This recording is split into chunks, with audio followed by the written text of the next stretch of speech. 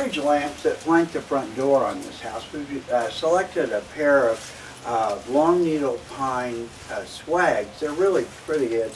You can kind of see the outline of it. This comes pre-made, and it's a nice long, about 36-inch piece of greenery that's really easy to work with. It gives you a good foundation and a lot of greenery to begin with. And then to that, I've added a piece of just basic garland down the middle. And the reason I did that was not only does it really improve the density of the swag, it also gives us a lot of extra greenery to tie into, which makes it a lot easier to work with. And on the front of the swag, we've used again the beautiful artificial cedar and arborvitae foliage, and the dried look hydrangea, artificial pears, and magnolia that really just gives it a really lush kind of old world look. And you know, it's perfect for these lanterns because they have the same kind of flavor. And what makes it neat is you can see part of the garland through the glass. So what we'll do is slip it right up under the back of this lamp like so. And then I'm going to use a wire to attach it. And what I'm doing is just going around the bracket of the lamp.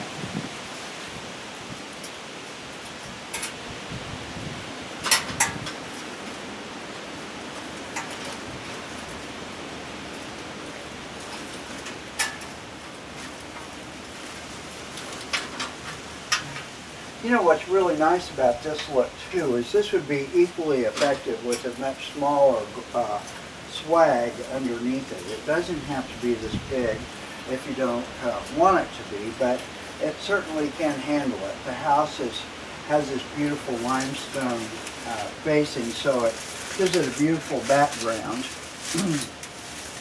And you can see that the swag itself then really takes on a much more elegant kind of a natural look. And so we're going to bend the parts of the greenery upward behind the lantern to give it just a little bit more fullness and kind of give it an upward extension that really does make it a lot more interesting to look at. So we've got a pair of these for the lanterns beside the front door, and let's kind of think about what we're going to do on these columns out towards the circle drive. These are really beautiful columns, and they kind of call for a special decoration. We want something that will enhance the beauty of the home and really not fight with it, and something that also will be a pretty complement to the decorations that we've done on the lanterns. So it seems to me that just the decoration at the top of these columns would be the most effective way to go. So to do that, I thought about different ways that we could do it, and I think that maybe the easiest way is to use a piece of basic garland to attach the greenery to, and I'll show you what I mean. We're going to start by affixing this piece of artificial garland to the column, and we're going to go around it just like so. But we need to get up to the top, so I need a ladder to do that, and what I'm going to do is just kind of tie that there to hold it in place, and then I can move up. I want it to go like right in here. So what we'll do is pull this up tight, as high as we can, like that, and twist it securely in the front, and then pull these little side pieces together like so, and attach these in at the sides.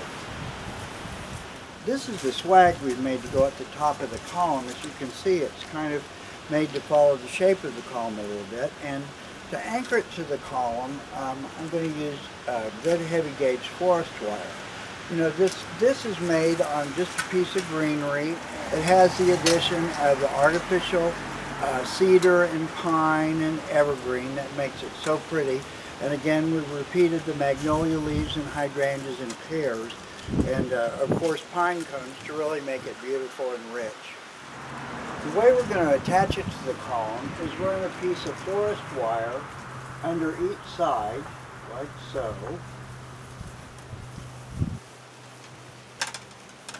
that we can have plenty of room to tie it in.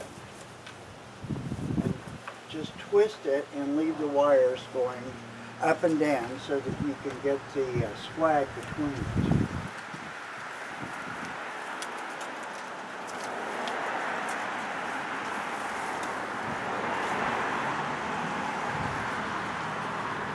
So I've got two wires here that will make it easy to affix this swag to, but I'm going to begin just to kind of hold it in place by just taking a little piece of greenery from the back and tying it to a little piece of greenery here, so that it'll just stay in place loosely long enough to wire it firmly.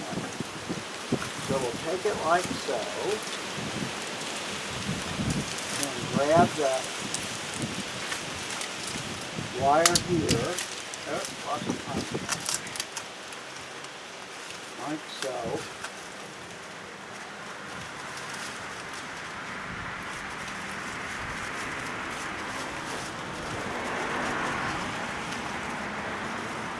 There's one side in place, and then we'll do the same over here, like this.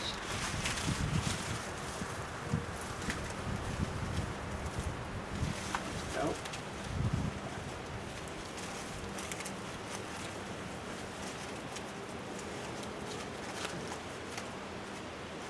Now we want to twist these nice and tight and kind of leave room so that we can take it back off. We're not going to cut the wires completely off, so it'll be easier to find them when it comes time to take it down at the end of the season.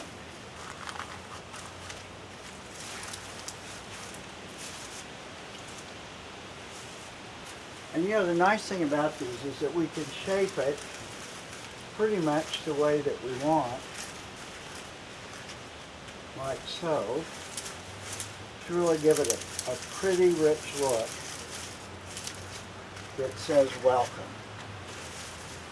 So we're going to leave this one this way, like so, and then we'll add another one that matches on the other side. You know, by having the arrangements high in the air like this, and it's not that high, it's about 8 feet, but what it does is it really gives people from the street a beautiful greeting and welcomes passers-by as well as those who come up to the house.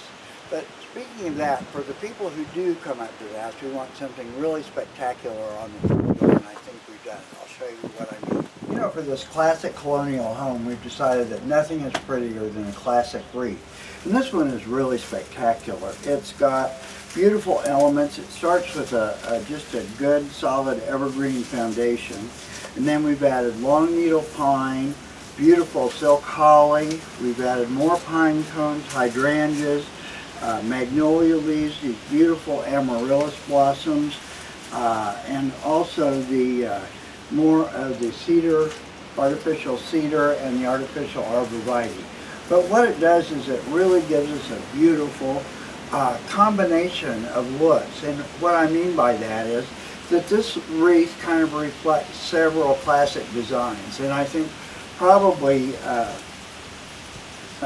one of the most in classic American design would be the Williamsburg look, which used a lot of dried materials and natural materials such as nuts and cones and berries that were available during the winter season in Williamsburg to decorate their homes. And of course the cedar and pine were equally available. But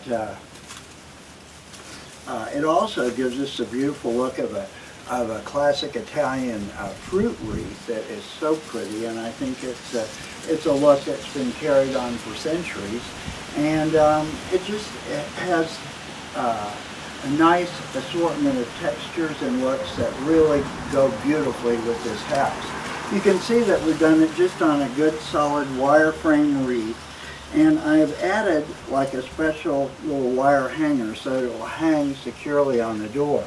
Now this door we're going to hang it on is the storm door of this house, but we've got a good solid heavy duty, but not very large wreath hanger. You know what I like about this one is it doesn't make a statement in its own right. I think when you buy a wreath hanger, so oftentimes they try to make the wreath hanger a statement more than just something to hang the wreath on. It'll come all glittered or painted red with a big bow on it, or a Santa Claus head or something. And what that does is it really detracts from the wreath. And you can see that this hanger really will not, because it's just simple and it just fades into the background. But look what happens when you add this beautiful wreath to this door. Makes such a wonderful statement. You want to kind of go around and make sure that all the elements are presented in the best possible light.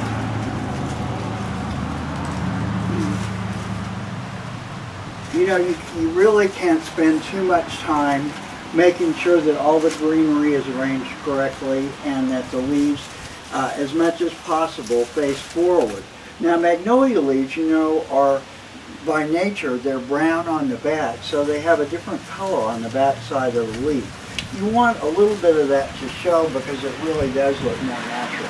But you want the pretty elements like the hydrangeas and the berries to show, the holly berries, without really overwhelming the wreath itself. So just make sure that it's shaped the way you want after you get it hung, and it's something that will welcome every guest that you have for the holidays with a warm hello. You know, I think we've achieved the look that we're really going for, which is beautiful, understated elegance. You can see that this house really does just come alive with the addition of these beautiful Christmas decorations.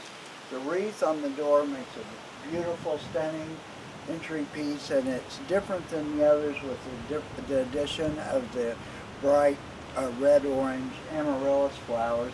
And the other flowers, or the other swags and pieces, make wonderful additions as well because they complement it without overwhelming it. And to put a perfect finish on the look, we've added these two beautiful potted evergreens with wonderful white lights, just to give that wonderful holiday twinkle without being overwhelming.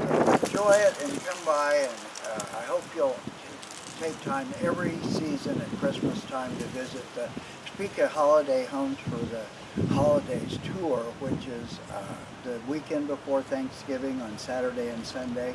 And the patrons party is Friday night. It's an additional charge. But if you have any questions, you can call the flower shop and we'll help you out. Thanks so much.